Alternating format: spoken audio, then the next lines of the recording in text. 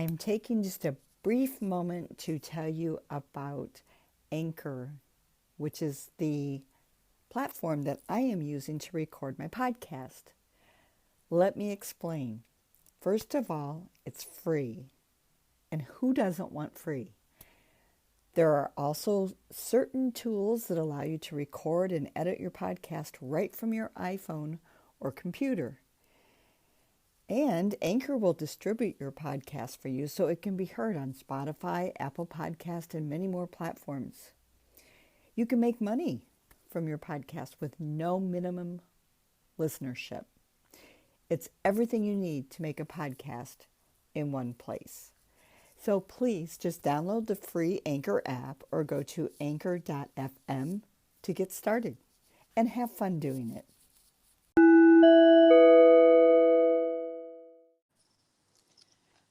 Hi, I'm super excited to introduce Roger Dorman, who is an actor, a producer, and a friend who also has struggles, just like all of us do. And he has been kind enough to come on today and share his story with you. So, welcome, Roger. How are you?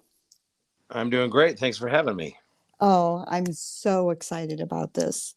So, tell me, where did, first of all, uh, the idea of acting and producing come in, and when did you start? Well, I think all of us kind of have the fantasy of the idea of being an actor one day, when we watch TV and movies and such. So I guess I always had it in the back of my head, but mine didn't come till later in my life, where I was actually just sitting down with a producer friend of mine. I didn't really know him that well. I just met him at a conference, a shareholder conference, and he invited me to dinner one night, and we're just sitting there, and he's like, "Hey, I've got a movie I want you to be in. And I just kind of laughed it off, like, what?" He's like, "No, really." He's like, "No, really, I've got this role of a luxury yacht captain for you." So that's how it started. Okay. It's funny because I was in San Francisco years ago. Do you remember the movie The Bachelor? Sure. Okay, well, I was in that Oh, wow. as, but I was down at the wharf, and I think I was a bubblegum shrimp company. Uh Yeah, huh. to eat. And I was just walking out of there, and this man came up to me, and I was by myself. He came up to me and he said, "Hey," and he hands me his card, and he said, "I would love to have you as an extra in this movie." And I'm like, whatever. I mean, I didn't believe him, didn't know who he was. Why would somebody just approach you out of nowhere that they don't know, right? So, anyway, long story short, I ended up being in it. It was Renee Zellweger's very first movie. So I got to know her. And anyway, yeah, 3 months I stayed there doing this, putting in maybe 12 to 16 hours a day through the rain, cold, running barefoot up hills. And um, I kind of decided afterwards that that's a lot of work, a lot of work. Don't you? That's definitely a big production. Usually, movies don't last for more than the average filming number of days is around 21 days worth of shooting. That, of course, that's drug out over a period of like 4 weeks, some into 5 or 6 weeks max, depending upon how many days a week they're actually filming. So it's Yeah. amazing that you were there for 3 months. That would be, especially for an Yeah. extra, that would be excruciating.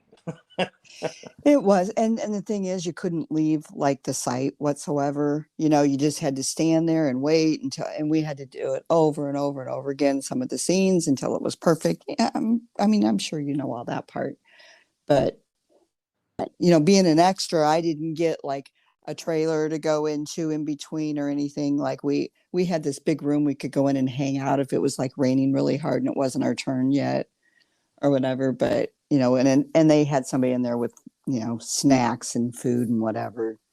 But you couldn't leave there. I mean, you had to stay around until it was your turn again. So Well, what that tells you is that the film industry isn't as glamorous as people make it out to be.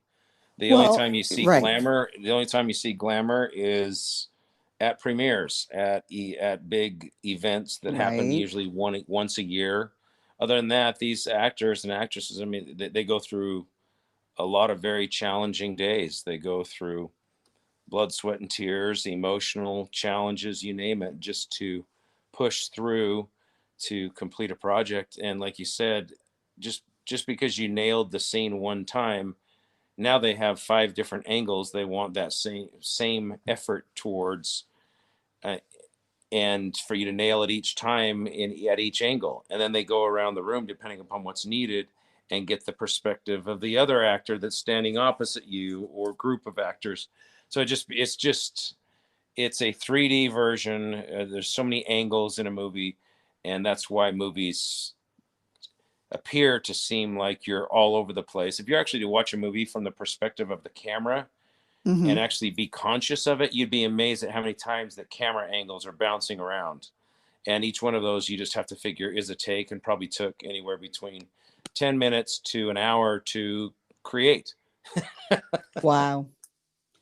So before we get into one of the movies, what were you doing before you started going into the production and the acting?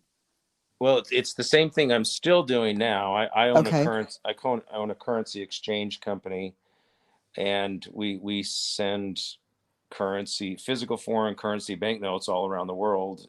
People just come on our website, and if they need access to euros or Chinese yuan or what have you, they can Is that order like it right there. Bitcoins too? We don't deal in cryptocurrencies. No, No? it's strictly Okay. physical foreign currency banknotes, similar to what you would find if you wanted to order some foreign currency. Let's say you're traveling to Europe and you want to get Hmm. some foreign currency from your local bank.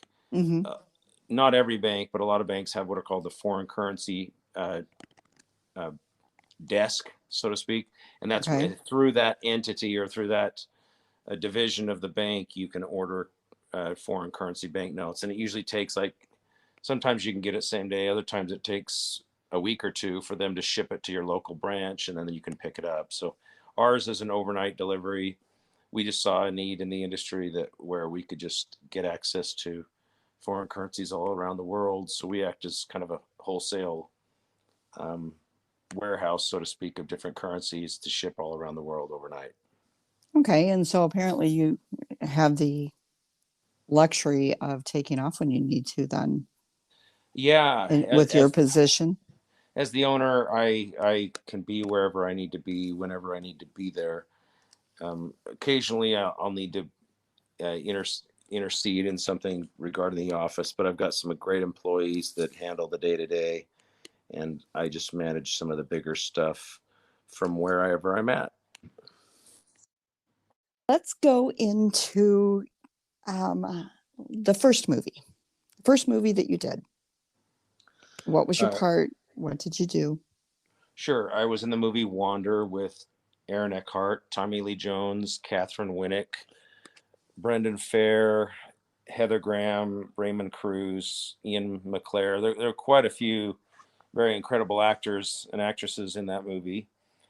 Yes. And I played the role of Constable Leland Ashgrave. He was just the small town cop that didn't wear cop's clothes. He's wearing his cowboy hat and his Wranglers and carrying a badge around, but pretty much just doing what he was told by the sheriff Uh-huh. and a shadow government that seemed to come in and intimidate that town, getting them to do what they wanted them to do. Okay. So when you finished that, did that give you more to go further? Well, certainly, it's acting's a love-hate relationship for probably every actor. It's terrifying stepping on set. It's, I mean, Hmm. and exhilarating at the same time. The very first scene I was in, I was just shaking like a leaf. I mean, Hmm. and it wasn't even a speaking role. Hmm. Right. They Right. put me in a scene across the distance where they're just watching me hand some documents over to the CIA agent and getting out of a car, and I'm driving the car, and even the car that I'm driving, I'm nervous in. You know, like, what is going on with me? So yeah, there's the nerves get to you, but you use those, you kind of push through because you need to stay focused on the emotional obligations that you need for a given scene, and you just throw that all in there. And I'd spent hundreds of hours preparing, so I was able to pull through it pretty good. So would you consider like that first one an extra or not, since there wasn't a speaking part? It's not really an No, extra, no, well, is no, it? because the scene was about me and about what Right. was happening. So no, an Okay. extra is somebody who's standing in the distance or walking through the scene behind the actors talking, or someone just standing there chewing on a piece of straw that isn't a named actor or character in the movie. Okay. Well, I actually ended up with 3 lines. Then you wouldn't And be I an had, extra. okay, but that's what he asked me to be to begin with. And then I had to get some kind of certification. I don't even remember what it was called then, but in order to an actor or something to even speak. I Okay, can't remember what it was called back then. And maybe, they don't even have that now, but so yeah. Okay. Can you give us the general idea of what Wander, what the point was? sure. The storyline is it's very one character centric in that it follows Aaron Eckhart's character Arthur Bretnick. Arthur, it, Arthur is this confused, delusional former FBI agent who is very conspiratorial in nature and thinks that everything's a conspiracy. And what happens is he has flashbacks over the course of the movie about this horrific accident that he had with his family, his wife and his daughter, where his wife was maimed and his daughter was killed, and it ruined his life. His wife ended up becoming a vegetable as a result of that accident and never talking again or hardly even recognizing him. Um, and the more he is using his FBI experience and police experience, in his mind, he started reliving over and over again this event that happened, and he felt like they were being targeted.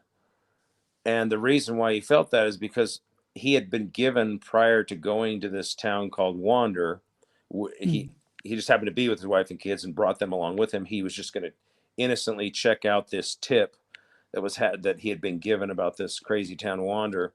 And while he was there, that's when this accident happened. And so he spends the entire movie trying to figure things out. Um, and weird things start happening around him. He starts checking into it. He goes back to the town Wander, and that's when things get really crazy. Right. And so I did watch it and I had to keep going back, so that I understood what was going on. Yeah, it's a mind And twist. It's a it psychological thriller. it really is. It really is. Mhm. And so I would like go back and rewatch and then one of the questions I kept in my mind was, is this based on a true story? But I think I realized by the end of it, it probably wasn't.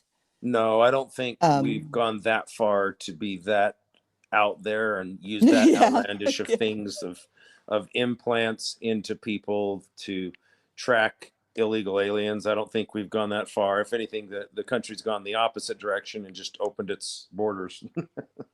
But would you say that um, as an ending that the the whole thing would be about the triumph of truth and justice?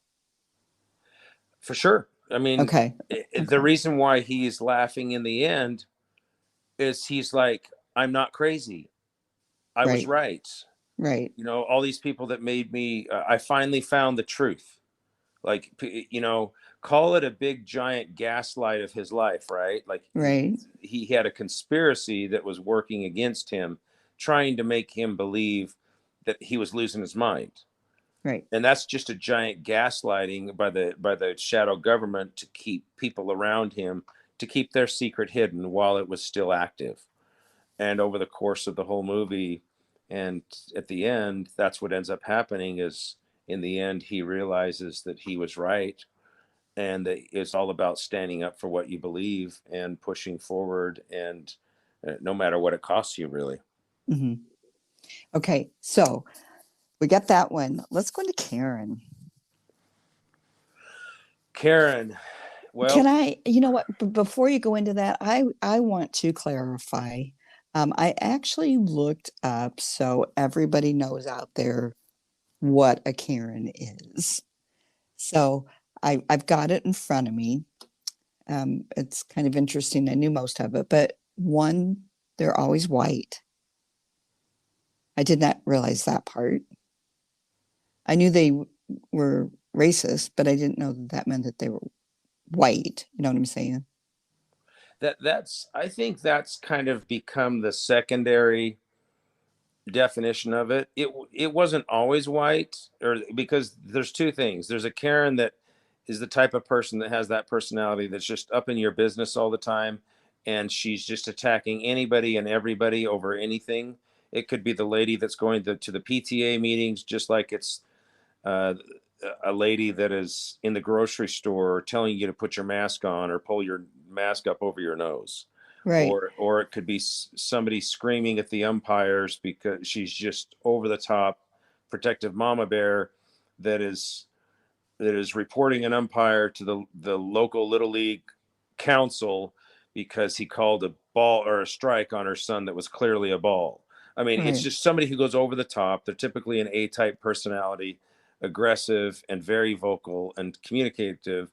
But I believe outside of the white community, it's viewed as a white woman on top of all that. Right. So, and then I've got their like usually middle aged between ages of 35 and 55. They always want to speak to a manager because of their white privilege. Yeah. You see, Karens come in all shapes and sizes. They are badge bunny bootlickers. I like that.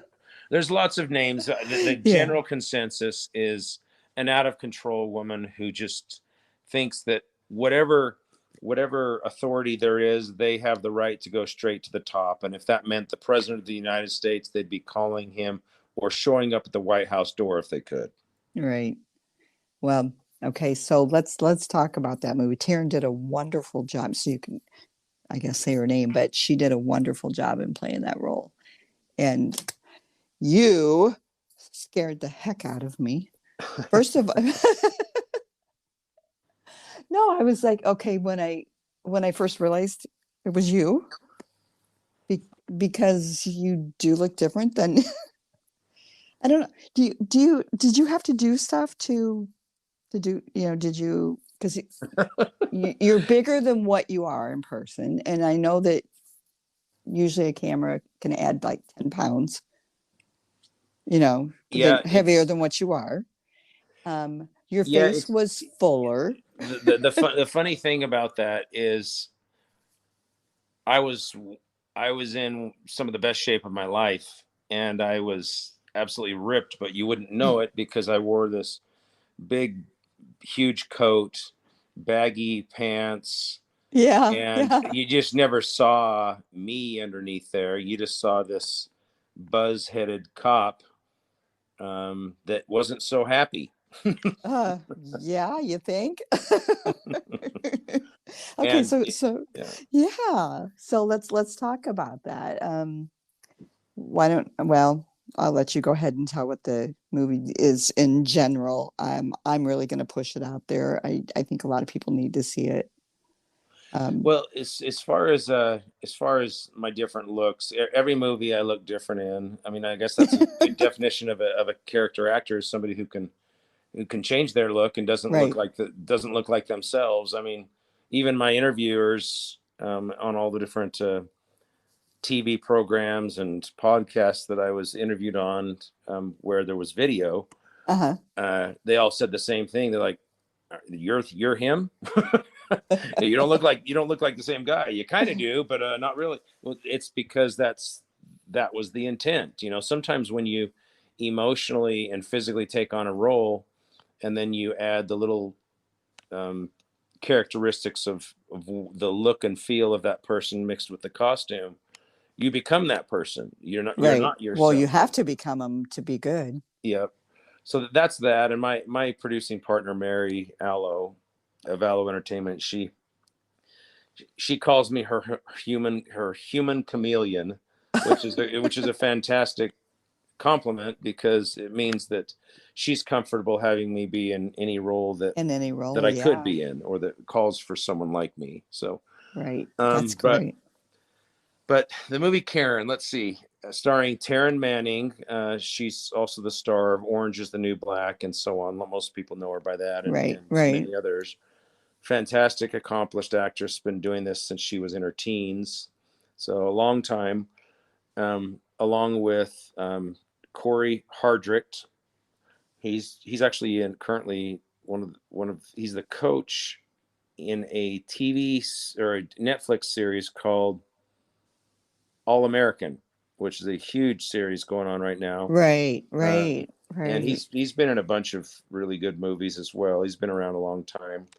I Uh, thought he did a fantastic job in this. Well, so did Jasmine. yeah, and And Jasmine Taryn, Burke. Taryn, of course, played the perfect Karen. But Yeah, okay, and go ahead. Jasmine Burke is his wife, and they are Right. the African American couple that moves in next door to Karen.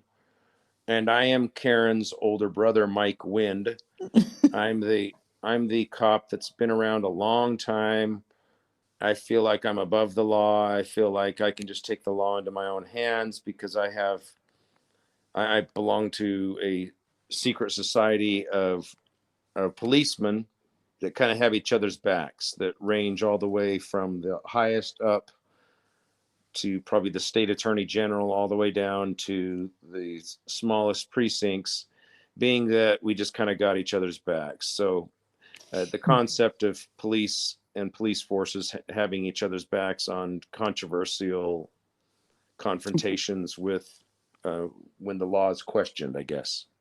But also, if you and Taryn, so your brother and sister in that movie, Yeah. um, you guys had a traumatic event that started your racism, Yeah, correct? it's a subtle thing in the movie where we're talking just on her back porch of her home, and it comes up that we came from a neighbor. We lived with our parents in in just a little suburban white neighborhood, and we had some people start moving into the neighborhood, and my character specifically every day was getting in fights with a black kid that lived next door, and he was basically beating me up every day. Hmm. And so there was already some trauma as a result of that from personal experience that created the feelings of racism and hatred between the characters, for sure. Right. Okay. So go ahead. I was just so, oh my gosh. Like I said, and I watched it 3 times. Well, I'll start by saying this: I'm nothing like the character at all. Thank you. Thank you. First and foremost, it was a brutal, brutal role for me to participate Yes. in. I worked on it for 4 months straight, between anywhere between 4 and 8 hours a day with my acting coach every day See? for about See? for about 5 days a week. So I had to do a deep dive into my personal life, and the way things work, at least for me, and every actor is different, but I think one common denominator is this: you have to take the script and tear it apart and piece it back together with either a made up story in your own head, or take real information from your personal life and experiences in your life and tie it to it and relive that experience from your life. And in my case, that's what I do, the latter. I literally, every scene, every line there, I have to piece back together the emotional obligations that are needed in that scene there. And there's usually not one. The interesting thing that people don't realize is when we live our lives, we're not feeling one feeling only in our life. We're not Right. feeling scared. No, we're feeling scared. We're feeling hurt. We're feeling sad. We're probably feeling All the feeling things. vulnerable. insecure with ourselves. You add it all up, that's what you have to bring. And in order for a scene to be believable on set, guess what you have to do?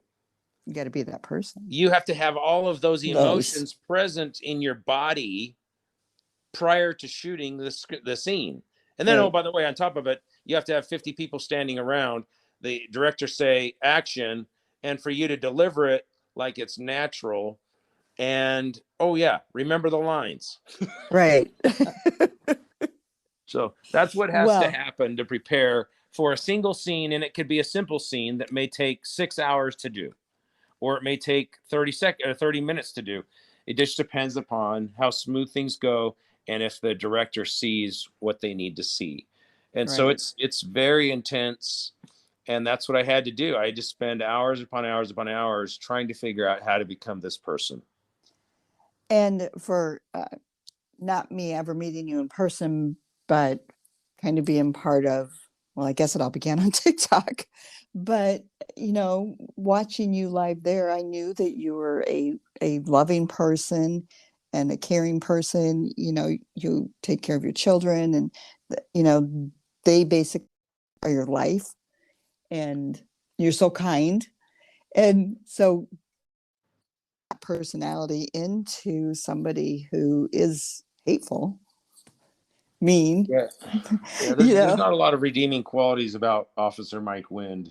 No, He's pretty much a, yeah, whatever you an want to call him, any asshole. expletive I you would want to call him an call him. asshole. Yeah, he was an asshole racist cop, is what he Yep, was. yep. And you did it very well. So congratulations on that. Especially, like I said, because you explained you have to become that person, and if you don't have that personality at all, that would take a long time to make yourself into that person. And it was So extremely intimidating because the majority of the set, not everybody, but the majority of the set was minorities. And right, so right, I'm coming after the characters in front of these people, watching their own lives flash before their eyes because they've all seen it in their real life right, in right, different scenarios. Whether it was a cop or not, it doesn't matter. Authority figures, Aryan looking white male asserting himself to them, whether they were a kid or an adult, it doesn't matter. And so even though everyone was incredibly professional on set, you have to face those fears, and everybody's a real person and everybody is feeling those feelings, and it's a challenge. It's very emotional and difficult and exhausting. right. There was a scene in there when they had it was Malik and Imani. Is that how you Yeah, pronounced her name? Malik and Imani. Yeah. Okay. So Malik, when they had a housewarming party Uh-huh. and Karen invited herself. Yeah. And anyway, she started her thing, and one of the things that she said was all light, all white, all why doesn't all lives matter? Okay. And after the big George Floyd thing, there was so much of Black Lives Matter all over Instagram, all over everywhere. Okay. And you know that. Um, my my cousin lives in Minneapolis, and wow, like they didn't go out of their home for a year. Well, plus it was COVID too, I think. I think that was during the COVID too. But at any rate, I I didn't get, this is me personally, what was wrong with me, because I am definitely not racist whatsoever. And I know all about the Black Lives Movement, but I really believe that all lives should matter to us, That everybody's life. well, And I saw that argument going on, and I'm like, ooh, I'm one of those persons.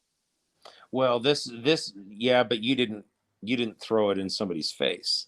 No, Everybody, there's two things, there's two arguments there. Or there's actually three arguments.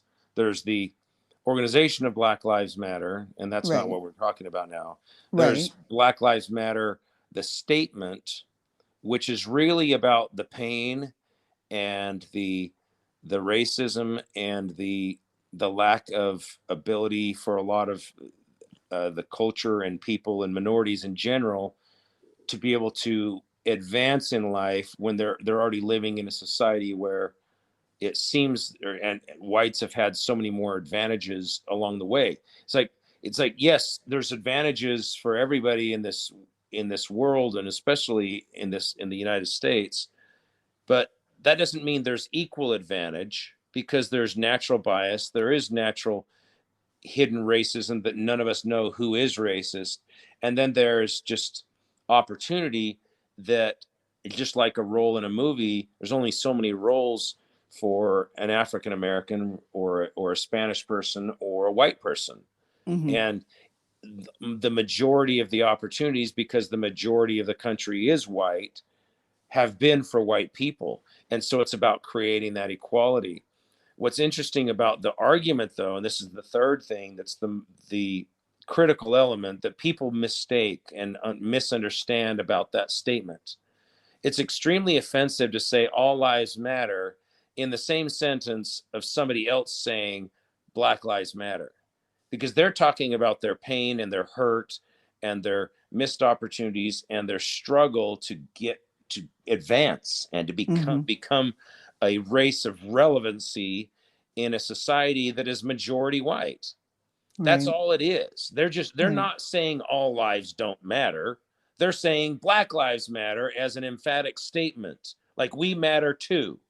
So Right. when someone follows that up with a statement of all lives matter, that's like you being in an argument with somebody and completely brushing right over their concerns and shoving it in their face and diminishing their statement about their own pain and their own hurt. So it's Hmm. extremely offensive from that perspective. So that's what that scene is about, is why they would be so offended. They are not arguing that all lives don't matter. They're arguing Right. at Right. the insult and the slap in the face and the audacity of this crazy lady, that she'd not only invite herself into their home, but then disrupt it with a statement like that.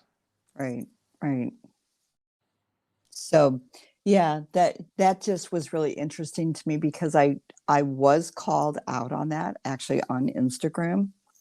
Um, and it wasn't like a public thing, but there's a mother of one of my sons um, that just recently, like a year ago, her daughter, so they're white, and her daughter married an African American.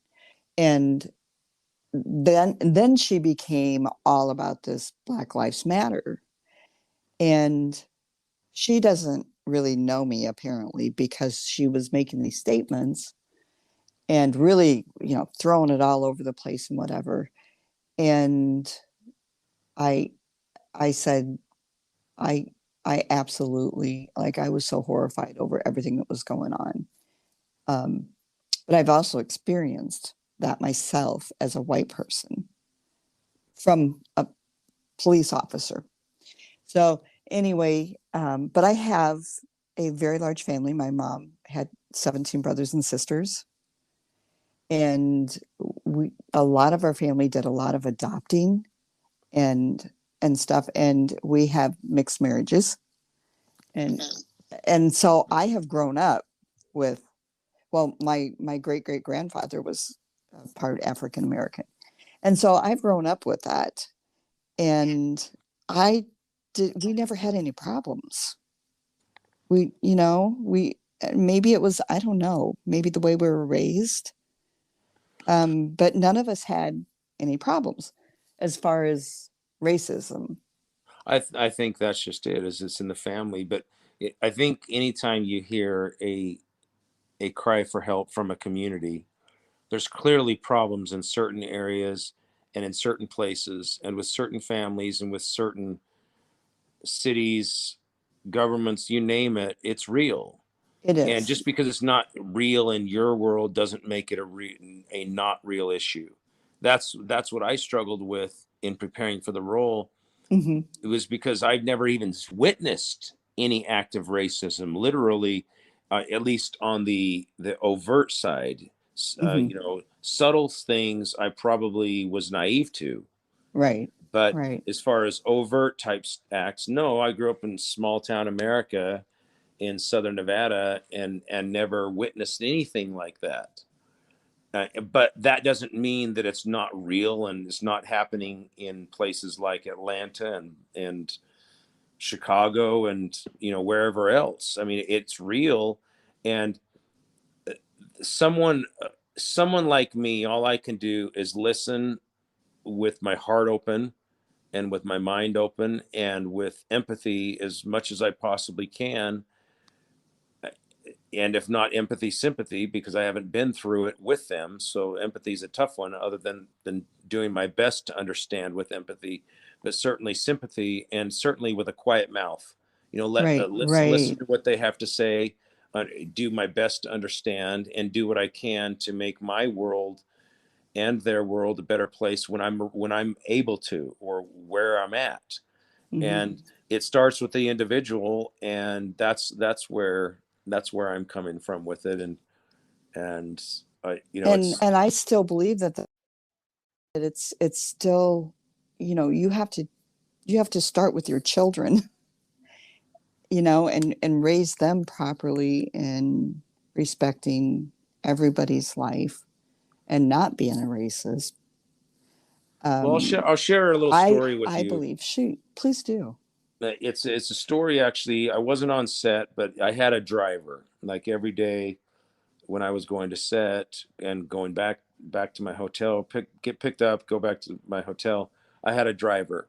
Usually it was one assigned driver. Sometimes it was a second one, but one of the drivers and I visited a lot. And um, I went on a particular day. I remember telling him, I'm very concerned, and this is a very intimidating role for me because you know I I'm scared to really go there and be that cop Right. because it's so racist. It's like I feel like I'm going to offend the director and my co-stars and everybody watching, and I'm like, I'm just scared. That would be And so hard. he got really emphatic with me. He's an African American guy, and he Oh, says, wow. "No, we need you to. This is our story." He goes, you have no choice. You need to stand up for us. You need, by being that person, by being that aggressive, by being that badass racist cop is that everybody hates. We need you to be that for us. And this was just the driver. Hmm. That told me right there the energy and the passion and the need for all of the African American community for me to stand up and be that, because they needed that message delivered with that level of emphatic nature. Well, the Um, one answer to all of this is on all sides: stop the yep, targeting. Stop the that's right. targeting. That's Stop right. targeting police officers. Stop targeting races and cultures and people and communities. Exactly.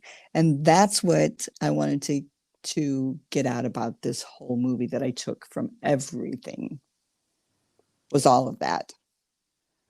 Yep. Okay. So, on to well, did you want to finish anything about that movie? I would just say that it's a very unique movie. It is very much on the point on many levels, some too on the point. Some people say there's been a lot of negative reviews about it, but interestingly, it's still one of the most downloaded movies. Here it is, late October, and it came out at the beginning of September. And it's still one of the most downloaded movies in all of iTunes right now. So Hmm. clearly, something about it is hitting a chord, and it's gone international, and it's continuing to do very well internationally. And the reason why is because everybody, just like you, whether they're whatever color they are, from whatever country they are, they Hmm. recognize this. And it's gross overreach by people in positions of authority. And that ranges from politicians to local community leaders to cops. Right. And that's the issue. Is I think everybody and most people in the world are sick and tired of it. And that's what's happening right now. So I would say, watch it, even if it's painful to watch. Ask yourself, why is it painful to watch? If you're bored, ask yourself, am I bored? Which it's not a boring movie, but if you are bored, are you not engaged enough to Right. recognize there's real issues in the world? Because this movie was meant to prick the conscience of everybody, and And I that's the think it does message. a really good job at that. Yeah. Can you tell everybody where they can watch the movie? Sure, it's on most downloading streaming devices. You can certainly download it on iTunes. You can also get it on, I think it's Vudu, as well as Amazon right now. Just about anywhere. Those would be the three major streaming areas where you can definitely see the movie Karen. Okay. So I have Amazon Fire Stick and I'm like subscribed to all the things. And when I think I used my voice control and I just said Karen. Um, I also typed in search your name. Um, and it took me to Prime Video, but I had to pay for it. Yeah, it's these streaming services do charge So then for in their Voodoo, they services, would charge too. probably. Okay. Because I I mean, mean, I you do have Voodoo rent the too. movie for $5 or $3 or however much it costs. Oh, But it's yeah, totally that's worth it. yeah. Totally worth it. In fact, I paid to rent it 3 times. So just because I wanted to, I really enjoyed it. I And guess you should have bought it at that point. I know, right? That's what I thought about this morning. I'm like, I should have just bought it, but whatever. Okay. So what other movie did we want to talk about? Did Breach? Well, Breach, I did not act in it. I was given an opportunity to act in it, but I Because I did didn't watch not. it. Um, Cheerleader, the cheerleader yeah, one is Breach. I just Breach stars Bruce Willis. It's an outlandish space thriller where they're caught on this spaceship and there's crazy aliens that come onto the ship and are attacking them, and it's a fight for your life. Typical Bruce Willis run and gun, shoot 'em up kind of right. action packed Okay. movie. Okay. So that's that. Okay. I was during COVID or during 2020, I was given an opportunity to take on a role as funny enough and not coincidental, or I should say coincidentally, but not planned by any means. I was another cop. This one was a small town cop investigating the role or investigating the death of a cheerleader at the local high school called Cheer for Your Life. It was a Lifetime movie, Yep. and I was it. I was just dealing with young kids who were covering for each other during their hazing ceremonies of the first week of school for the new cheerleaders and the new football players, and they had these crazy traditions. And I was the investigating cop that started getting pretty agitated with the lack of responsiveness and, I guess, assistance by the kids in sharing the information that I knew that they had. Hmm. And it wasn't about my character at all. He was simply a passive character trying to get to the bottom line, or the bottom of what was going on within that crazy town. And it comes out in a big surprise in the end what really is going on, and pretty crazy when another girl shows up missing. Right. And Right. it's a great thriller for young adults as well as adults alike, but it is a teen, I'd call it a teen action thriller, drama, Drama suspense kind of thriller. movie. Yeah. Yeah. Okay. So now, were you part of any of the production there? No, no, I Okay. just was invited to take on that role for them. Okay. And so we know where to watch that one too. I I did watch that one and I also downloaded it so I could watch it again. I think I have 48 hours or something like that to watch again because I want to watch it with my son. I want him to see it. So, okay, so let's go on then to your struggle, your life struggle. What has well, that been? well, I mean, all of us have lots of struggles, right, in various ways and such. But one of the biggest ones that I've experienced that I didn't realize I had, but as you go through life, and especially as you get older, you start assessing yourself, and you basically ask yourself, why do I do what I do when I know what I know? And why do I keep doing it? Or why do certain patterns keep showing up in my life again and again and again? And why have I invited these certain people in my life? And why have I allowed them to treat me a certain way, or what have you? And the one thing that came from me, and a lot of it was uncovered incidentally by, or coincidentally by my acting coaching and all of the acting therapy as I was preparing for different movies and understanding emotional obligations, came up for me was, I've had a real struggle with self-love in my life. I really have. So I've been in loving yourself. correct Okay. in choices I've made, relationships I've allowed myself to be in, friendships that I thought that I had. And after going through, kind of opening up my heart, opening up my soul, opening up my mind to the past, and recognizing everything that has happened, I realized that I was taught very early on, not intentionally, but taught very early on, starting with my own parents, Hmm. that I wasn't worth anything. Now, they didn't teach me that. I want you to understand that. But the definition of communication isn't necessarily what you say. It's It's in what your the receiving, actions. it's what the receiving party understands. Stands. Right. And this goes back to the whole Black Lives Matter stuff thing. Okay. Right. Same Right. thing. Right. So for me in my life, certain severe things happened that that I took away from it. Roger, you're not lovable. Roger, it doesn't matter. You're the middle child, so you don't matter. Only the loud voices around you matter. The either the babies or the older kids, they matter. You don't. You just keep your mouth shut. You make the peace. You be the peacemaker in the household. You don't have a say. You be quiet. Um, so I learned to be more and more pulled inward and quiet and Were private. you a middle child? Yes. Okay. Um, and I just had a couple. I'll share a couple of very private events that happened to me, and I'll tell you what I learned from it, from a child's perspective. Okay. I would love that. Um, And I'm sure everybody else would. very personal, but I'll share them anyway because hopefully somebody can get something from this, from their own life that they can remember, that they can maybe learn from their selves and realize, okay, I need to take a look at that. It's the wrong way of thinking, and hopefully open up a Pandora's box of all kinds of things that you have done that yourself to make you realize why you haven't loved yourself in your own life, possibly. So Okay. that's the goal.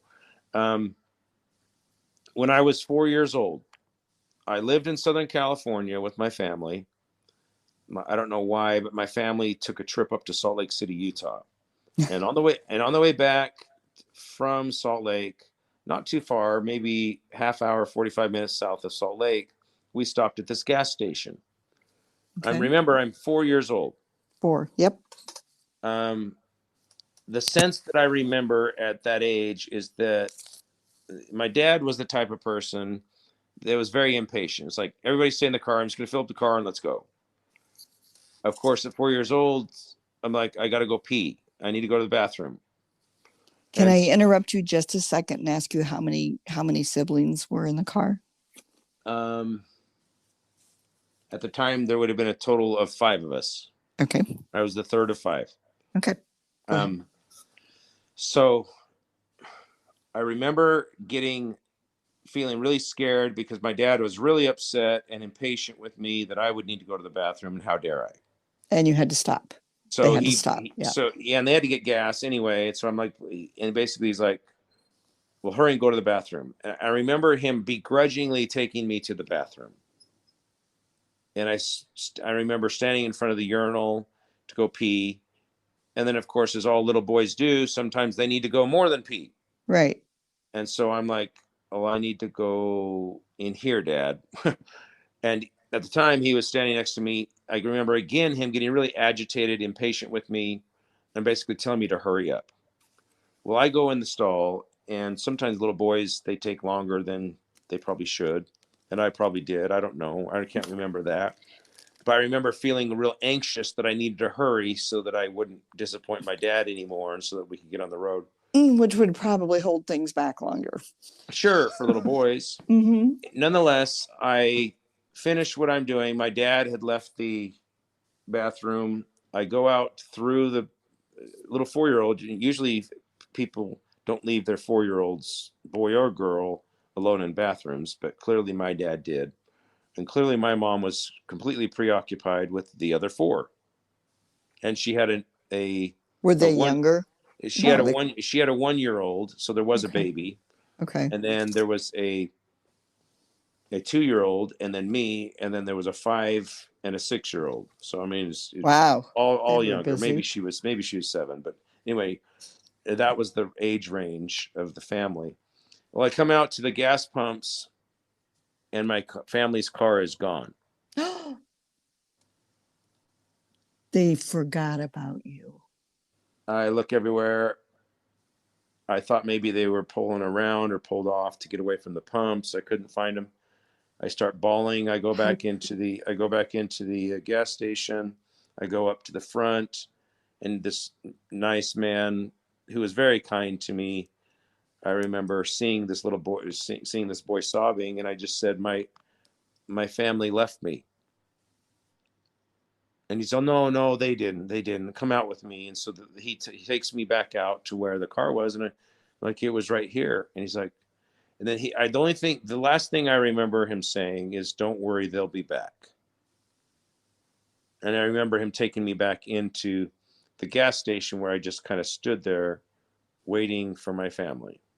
What I Oh, didn't know at the time, or now, because time is senseless to a little 4-year-old, sure. my mom told me they got over 30 miles down the road Wow. Before they realized you weren't in the car. before my oldest sister asked them, "Where's Roger?" Oh my gosh. It took my sister to be the one to recognize one of us kids was missing. Neither parent even remembered or considered it.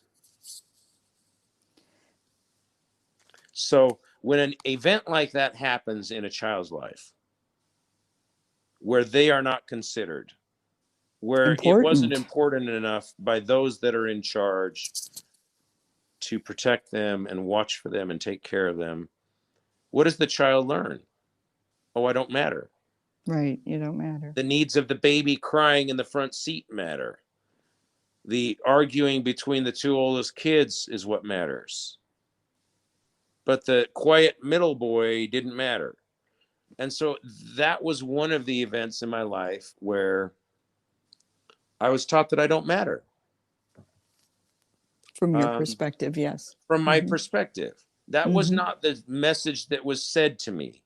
That Right. was the message that I interpreted and internalized as a little boy. And it started creating patterns in my life where I let a lot of things happen. As an adult, I allowed supposed friends of mine who I thought had my back um, get very close to me, only to find out that going into business with them, I was doing all the work. I'm a doer kind of guy, and so I was pushing, pushing, pushing, being very successful in whatever I did, and they're riding my coattails. And it's our quote our business, 50 owners or what have you. But you're the nice And I'm guy. doing all the work because I am trying to spend my whole life trying to prove that I'm worthy of being loved and I'm worthy of being that partner they can trust. I'm exhausting myself that, oh, I'm somebody that deserves your friendship. Like, I'm fighting for that friendship because I don't even feel the love of myself. I'm just hoping that they do. Now, this isn't conscious thought. This is just actions of mine that when I look back on, I realize I've exhausted myself in my life on many levels, in friendships, personal relationships, marriages, you name it, those things where I thought, where I exhausted myself, and it never came back to me. So I have two And questions for you. sure. The one is what, like, what made you all of a sudden feel all this and realize what was going on? Well, one was doing the deep work, remembering. I But had to ask a lot of tough questions of my parents but and my why? siblings. But What but happened? why? What significant thing happened to In my make you in my a few things. Um 3 or 5 years ago, my second marriage ended. okay? Um and I'm not going to get into the Right, details of right. those, but when you go through failure and then you're alone and you deal with the heartache and the pain of whatever you're going through, Grief. all of it, you tend to do a lot of introspection. At least somebody who's should be healthy should. In fact, everybody should, but some people, a lot of people refuse to look at themselves because it's always somebody else's problem. And I'll be honest with you. I'll be candid with you. I should say I've been honest the whole time. Hmm. The most candid comment I can make to you about my two failed marriages is this: how could I continue have someone loving me if I couldn't even love myself? Correct. Don't you think at some point in your life, even those around you that are close to you, they're brokenhearted by you, by the fact that you can't even love yourself because you can't accept love. You can't. How can you? You're if you don't even understand love because you've been in denial your whole life. How can you accept love? And how can you be that loving person that your partner needs? You So can't. you can't. So did you go to a counselor? Sure. Okay. And counselors taught me Mm, different things along the way. But but I mean, sometimes life, some people have to learn through the hard way. Clearly, in certain scenarios, I've had to learn the hard way in my life. so it took a series of events to bring you to that point, though, which you stated some of them. Yeah, we all get to And low points in our life, right? We all have to learn. well, we all go through that, but not everybody realizes that. Not everybody seeks help. Not everybody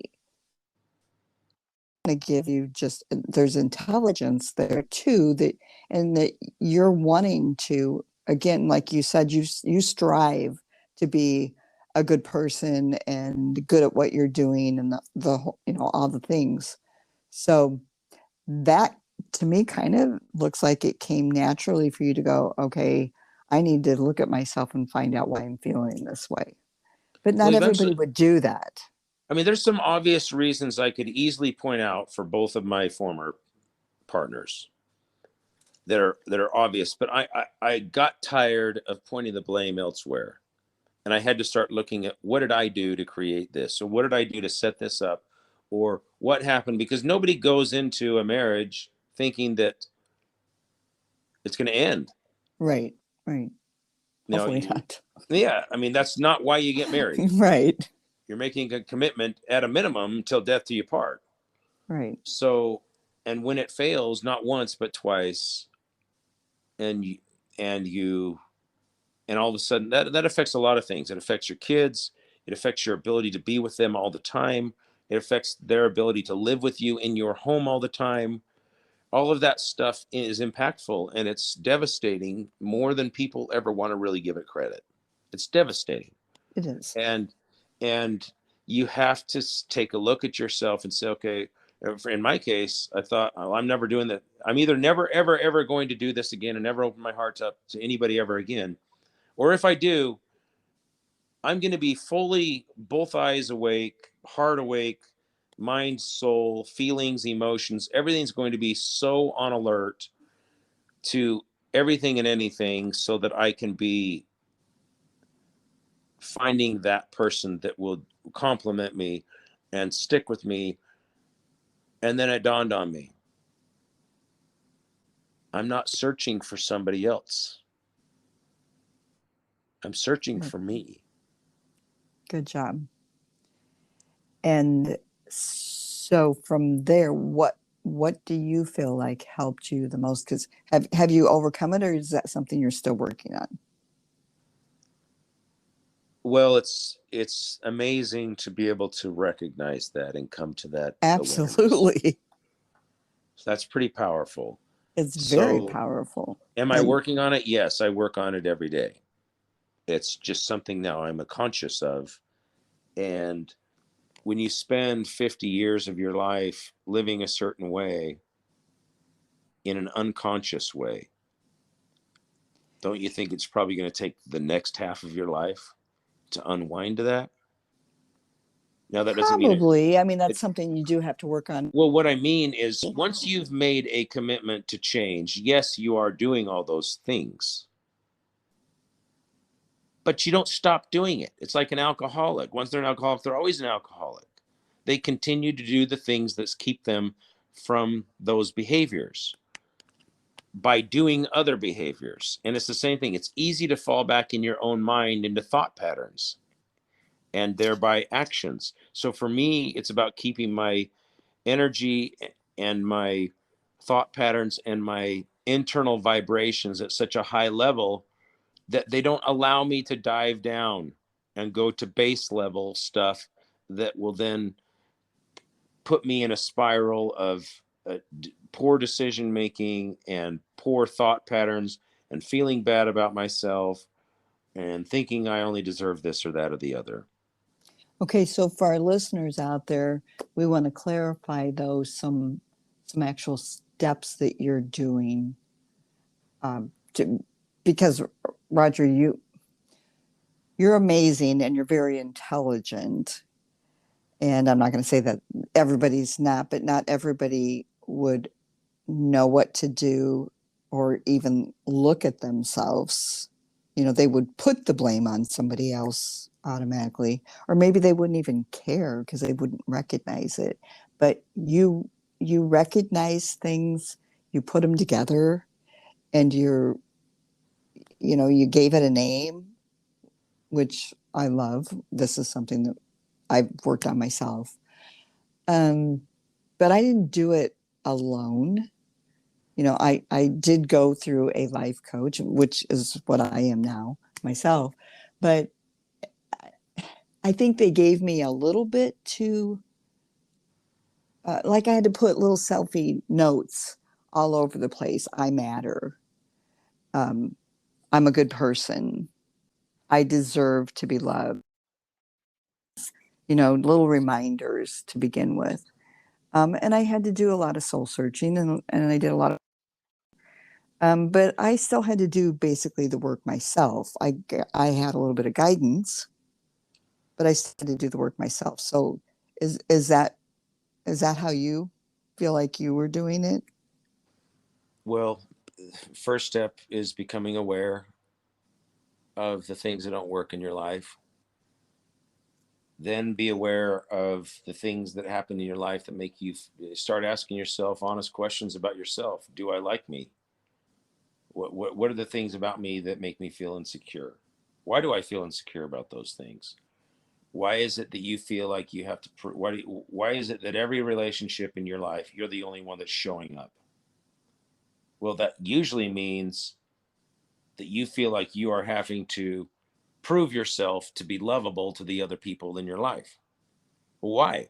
Why is it that this person shows up and they never ever make any effort but you do? Well, here's the deal. Believe it or not, they are not lazy. They're just being them because they don't have an issue with themselves. On the It's other some hand, on the other hand, you have an issue with yourself and you're exhausting yourself beyond the fact that you need to just to prove to yourself and to them that you're worthy of being with them. So the issue is not them. Yes, they may come across as selfish and self-absorbed and lazy and just don't care. Well, that's your interpretation of it. But don't you think that when, and I'm going to say broken, okay, when you're broken, that you tend to make bad choices in the people? Like you're gonna pick somebody that you think will make you feel better, and that doesn't necessarily mean that they're going to. Yeah, so you're But drawn to the person that is self-confident. mm-hmm, But usually that mm-hmm, self-confident person can be a hurt you. narcissist. They can Right, be the people exactly, that don't care about you and your feelings. exactly. So be aware, recognize that maybe you don't really want to be with another person that is like you either, because that means there's two broken people with each other. Mm-hmm.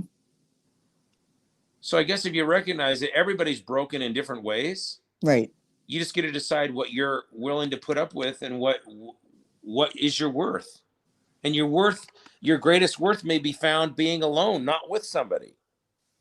Your greatest worth may be when you're ready to be with somebody, to to be with somebody who has also done the work and recognizes themselves and has come out of it having learned from a various experiences in their life to become somebody they really want to be. And together the two of you make that effort, but you're consciously making that effort, not unconsciously making the effort out of being broken.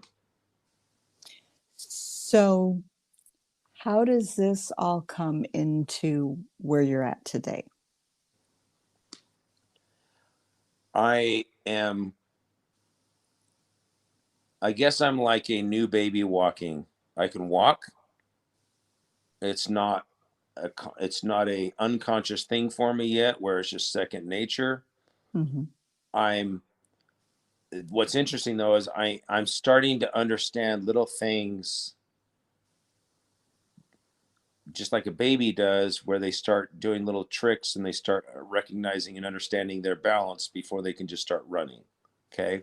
Mm-hmm. In my life, I recognize things that happen that pull my energy down and my vibrational patterns drop. And then all of a sudden, like clockwork, my thoughts start going negative, start taking me down to feeling bad about myself or wondering about why the movies are taking so long, where the next movie's coming in. Then I start thinking about what's wrong with my business, or I start thinking about the way I look. Oh my gosh, I still have another 10 pounds I need to lose before this movie. I mean, you name it, there's something to pick at. Mm-hmm. And that usually results from uh, TV or content that I expose myself to, negative shows, base shows, music that's not good. It could be a friend or associate that every time I talk to them, it goes to that yucky level, whether it's either negative energy coming from them or topics that are discussed or social media that I'm reading dealing with the crazies in Washington, D.C. on both sides of the aisle.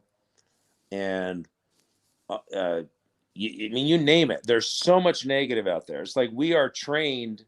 If you really look at TV and media and everything coming from the news, and if you were, let's say you were a god controlling this world and you wanted to, you're the opposite of God, you're a god that's on the negative side, let's say.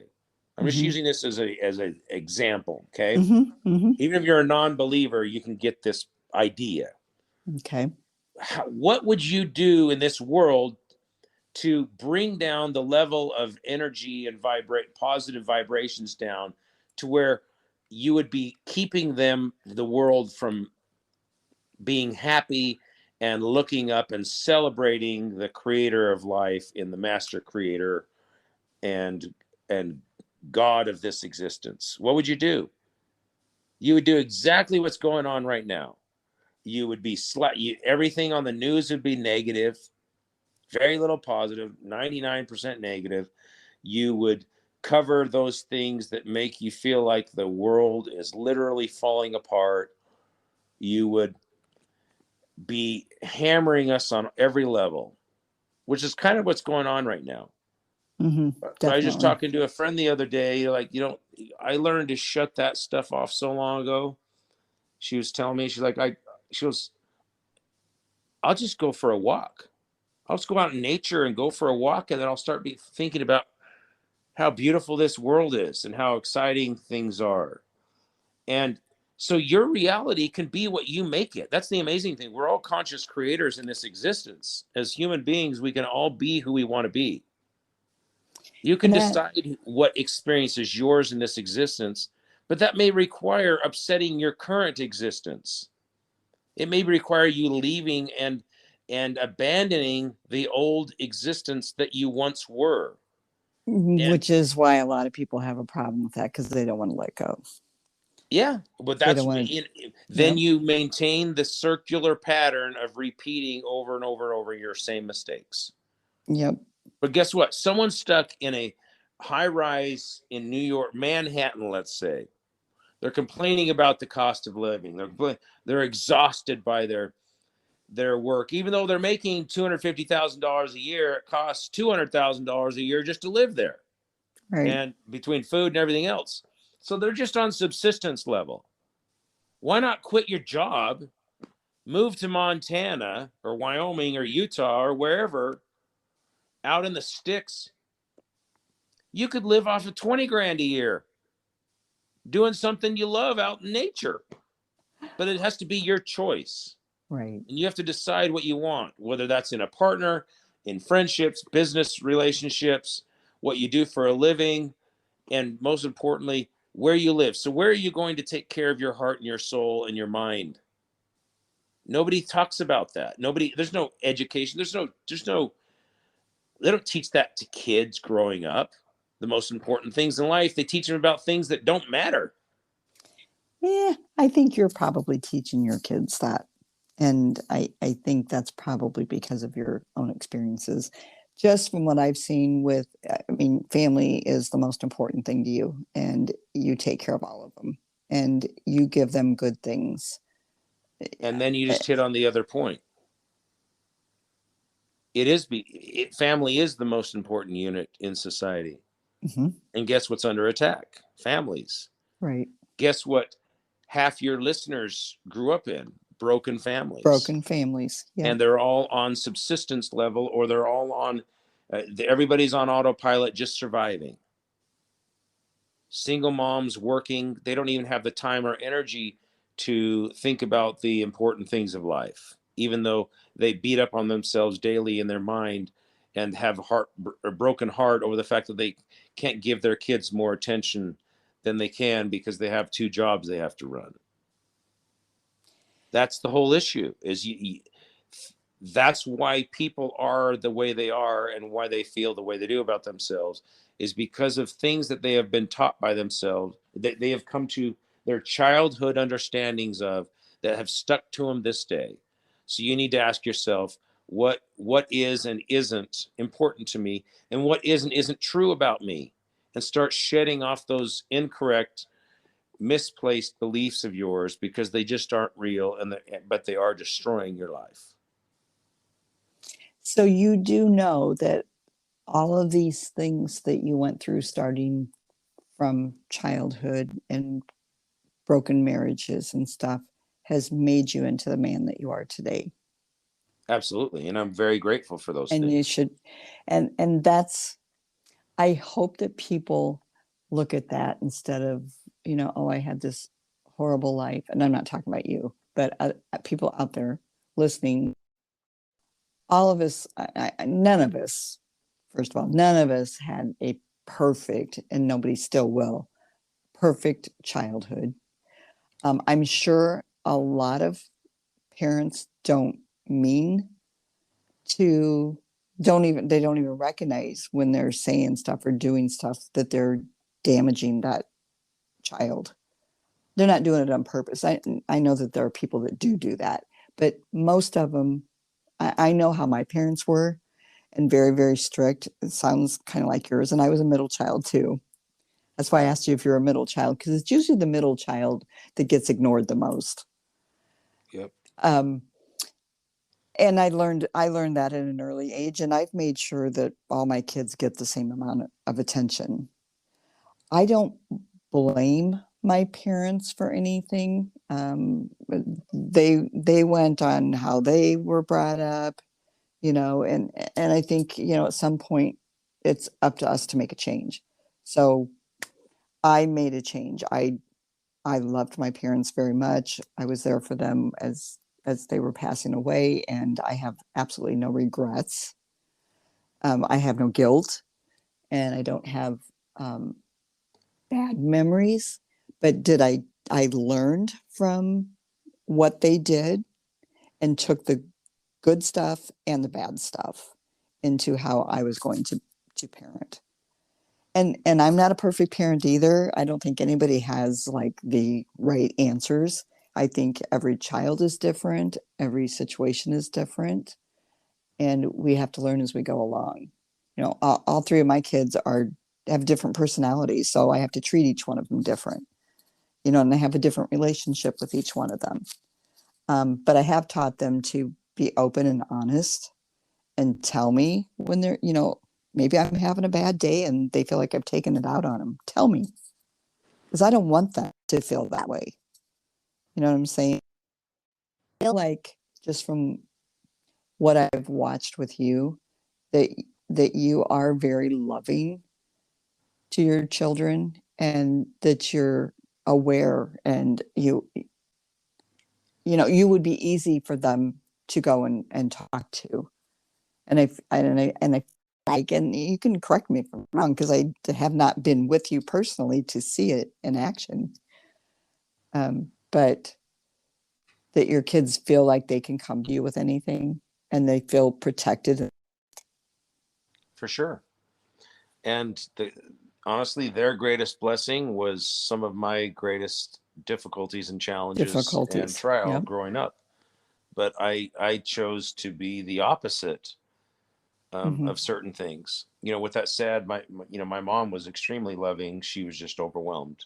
Same thing. Sure. I don't blame my parents. Candidly, I don't blame my parents for anything, because they act the way they do because of what they went through as children Sure. and so on. Right. I mean, Right. we're an age of enlightenment now, and we're all becoming more and more aware of what we went through and what's happening at all ages.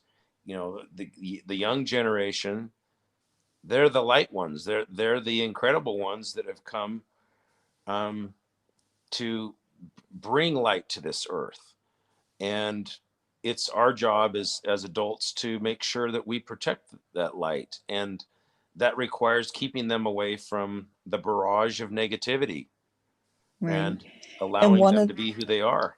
so one of the things that I'm trying to teach, well, I'm still teaching. I don't care how old they are. You're still always the parent to me. So, my kids know that I love them so much that I'm always going to back them, but I'm also not going to lie to them. You know what I'm saying? So, just a little thing, like if my daughter comes to me and says, what do you think of this outfit I'm wearing? I feel like it doesn't. I'm not going to tell her it looks good if it doesn't. You know what I'm saying? But I'm not brutally mean about it. But I'm not. I want them to know that. But just because I love them doesn't mean that I need to lie to them. You know. Yep. Um, and and they know that about me. They know Well, that that I will back them 100%. But I'm also going to tell them when I feel like they're wrong. well, the Or thing is kids are smarter than that. They know when we're lying to them. They do. And what you're teaching them is bad habits of codependency that they're going to then mimic as they get into relationships and as they go throughout life. And you don't want to do that. So the right, best thing you can do is raise very independent children that you're brutally honest with, but that you do so in in a loving way. with your heart open to them, so that they feel your honesty and authenticity towards them in everything they do, and then they will never accept anything less than authenticity in their life, and Right. that's the issue. And the other thing is, you've brought in positivity a lot, and so what I've tried to teach them, which I hope you do it yourself, even like you brought up like the reviews of movies and stuff like that. Um, I try to tell them to, yeah, I want them to keep up on news, but I don't want them to dwell on it because we don't even know how much of it's true. And there's so much negativity going on in the world itself right now that I think it's kind of something that we need to not pay so much attention to. We need to know what's going on, but we also need to be open minded at what's the truth and what's not, and not Well, dwell. that the law of attraction is, basically that which you pay attention to, you give power to. And that Exactly. applies just as much into what you're pursuing for your life's interests and careers. You're getting better at things in that area, as it does to the TV movies and TV shows that maybe shouldn't be given so much attention. But then they're given all this power. What does that do? It reinforces that negativity if it's a negative thing. It reinforces the lie of the news because they want to sensationalize everything, so that because they're just focused on the almighty dollar. And even if it means the telling a lie in order to get controversy, so people talk about your show, so they then watch some clip about it, they win. Right. So if you're not paying attention to it and you're out roaming in your local national park, who the hell cares about what's going on in the news? It does. There's nothing that you personally can do about it. You Right. can't do anything about what craziness is going on in Washington other than who you vote for. Right. So take an active role and vote with your conscience instead of your party. Most people don't even know why they belong to the party they do. A few years ago, I left one party and became an independent for that exact reason. I no longer wanted anybody to own me in any way, shape, or form on any subject. Nobody deserves or is guaranteed my loyalty. They have to prove it to me. I am so glad you said that because I have been first, I own a business where I see women on a daily I have a boutique on the side too. And so I see a lot of women and they want your opinion on everything. And I don't think I should mix that with business, and I try not to. But I am so tired of people asking me my political views when I feel like political views and religious views are two things you should probably stay away from. With that's gonna Because both when are you lies. in a Both are business, right, lies. They right, don't define who you individually are or your right, divine nature as a person and a soul. They don't tell you who you are. They right, just tell you what you identify with, which still isn't who you are. right. And so I made the mistake of this one lady just persisted and persisted and persisted on what party she was from, and she kept asking me, who do you support, what do you support, and I'm like, so I knew I was going to get damned for it, but it didn't matter. I don't believe in one side or the other. I'm an independent too. And man, did that make her mad. And she just went on about it. And I finally just said, you know what, this isn't what I do here. And everybody has a right to their own opinion. And that's why I don't like to talk about that stuff, because I'm not going to try to convince you of anything. I don't want you to try to convince me of anything. I have my own feelings. I I try to find somebody that I trust and believe in, and that's what I do. I don't go by, oh, what do they do? They say red and blue and Democrat and Republican and all that kind of stuff, and I don't do that. I don't vote one way or the other, straight up. It's hard. It's hard to even know who to believe. So I don't. That's a whole different subject, but and I try to teach my kids that it's okay, and you don't have to share it with me. You don't have to talk about it. It's your own opinion, and you quietly do what you think is best. Do your homework, and it's hard to do your homework. Well, It's it's hard. like anything in life. We're told to be loyal to this or that or the other. All of that is a sellout because every one of us is a unique person, and each Exactly. one of us needs to be, who I vote for. I vote for me, and if I vote for me in everything in life, guess what happens? Good things happen. Right. There's enough of incredible experiences and enough of coming from me that will be able to pour out into my family and my children and my community and in the world that will all be the best of me. But when I am told to stand and stand with a particular group or do this or that or the other, that's not fully me. Now all of a sudden I'm doing things out of obligation. I'm doing things out of woulda, shoulda, coulda. When versus I want to do this. This is important to me. These matter to me. And I'm owning my decisions versus doing things out of loyalty or obligation. Yes, I'm naturally a loyal person, but when I started feeling like people were taking advantage of that loyalty is when that became a sour thing. That became a weakness of mine. Hmm. Loving somebody became a weakness of mine. That doesn't mean don't love somebody, but what it means is consciously love, Right. consciously live your life in a way where you are choosing things and you understand the reasons why. Otherwise, you're just going to be dragging your feet in your life. I can't tell you how many times I went to church growing up, just dragging my feet to the point to where I had a negative association with it. Well, there Right. should be no negative association with any church out there ever Right. because it's at least in the normal structure of things because it's all talking about God, whatever else. Point being is that became a negative thing for me, and so I had to retrain my brain and thought patterns and thoughts and behaviors based upon what matter to me. And it doesn't, nothing has to look the way people think it needs to have to look, and that's what it comes down to for me.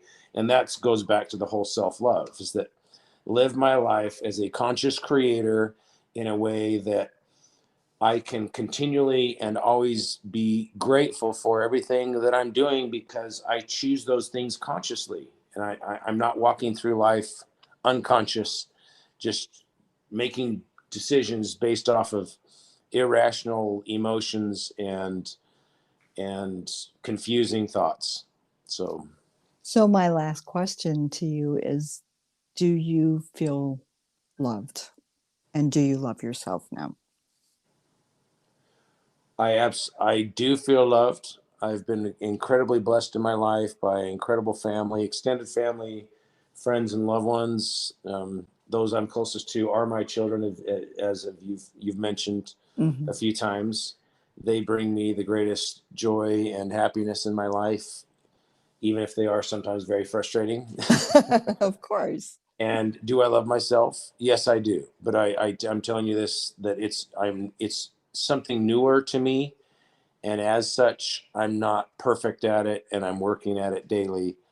And the way I can more honestly tell myself that I do love myself is through my actions towards myself based upon the decisions that I make that tell me that I am loving myself.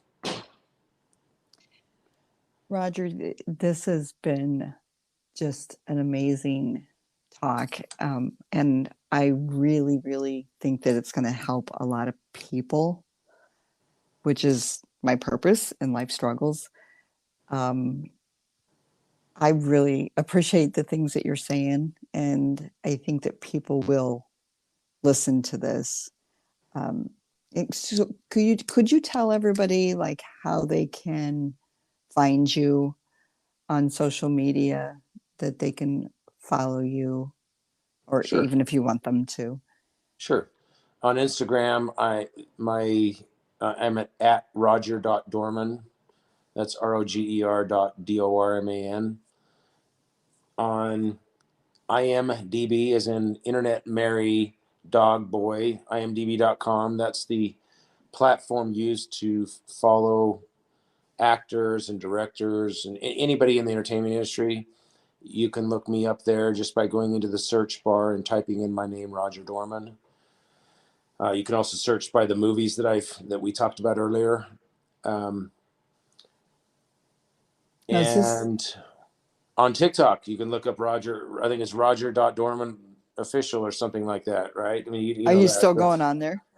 I haven't posted in a while, but Yeah, there's a I bunch of don't. funny videos still on there. Okay, good. I really don't have time. I would like to, and it's taken a whole different turn, like in everything that you can do and say, Yeah, and going to have like a long videos, 3 minutes, I think it yeah, is, yeah. all that kind of stuff. I don't know. I mean, I keep having people ask me, please go live, and I'm like, when? When do you do that? I, Yeah, I kind of burned myself out pretty quick within about 4 or 5 months of doing it, and yeah, life you're good at life it. changes. You were good at it. But you know what? You were my mentor, even though you didn't know it.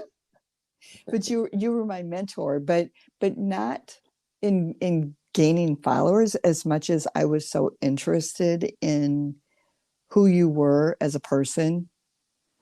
And you brought that out. So you probably didn't even know that you were helping somebody else. I don't know. But you did. well, So well, it thank was you for that. and it was from a promise that I made to my son when he heard that I was going to try TikTok during those boring days of COVID. Hmm. You saved us. He just said, he goes, Dad, just promise me you won't be one of them. And I just said, okay, whatever I do, I will be authentic to who I am, and I will show that I am authentically me. And those that would be drawn to me, great. I'm not gonna, but it's how I choose to live my life. I won't be fake towards somebody or pretend to be this or that, because it just eats my heart out when any time in my life where I've ever tried to be anybody or anything other than me. I have to be me, and that comes across in all of the ways. The only time I'm not authentically me is when I'm doing crazy roles like Officer Mike Wind in a racist drama. So, and then I'm supposed to be authentically them. Them. So Yeah, right. Well, you've done a good job both ways. So, congratulations on all the things that you're doing right now. And thank you. thank you so much for coming on and giving your perspective on self love and a lot of information. Um, Usually, I send somebody to a site where they can go to, depending on what the life struggle is. But in your case, I think they just need to listen. Just listen and learn. And hopefully they're going to get something out of this. So if you can share this to your friends, I will send you, um, after I get it edited and everything. And it's okay if I use one of your pictures because I'll edit this part out. Sure. But does it matter which one I take from? Because I'll use headliner. You use Um, whatever one you want. okay. All right. And thank you again. I so much appreciate your time, and I wish you luck in the future. If you are going to be doing more movies, you better let me know. I I'm can look for casting them. four more that'll start filming probably in March. Really, So yeah. I keep getting these casting things, and my son keeps saying, "Why don't you do that?" And I'm like, "When? When would I have time?" I don't know, but I might look into every once in a while being an extra or doing a small thing. We'll see. We'll see It's where a it lot of goes. fun, and it doesn't matter whether it's that or anything else. One thing that I think helps all of us be authentic, because our divine nature, we come from places of creation. Mhm. Create something, be something, get involved in something that you can be creative with, whether it's writing or acting or music, singing, whatever. There's so many ways to be creative, and that should be a part of who everybody is, in Right. any way, shape, or form that they feel like they can be creative. It's food for the soul. It's liberating. So I'd highly recommend you pursue any creative venture that feels right to your heart. Well, I'm like got that personality that I've got so many things that I love Sounds like you could doing. have a lot of fun. I know, and I do, and Roger, well, my kids are older now, and you still youngest. How many do you have living at home? What's that again?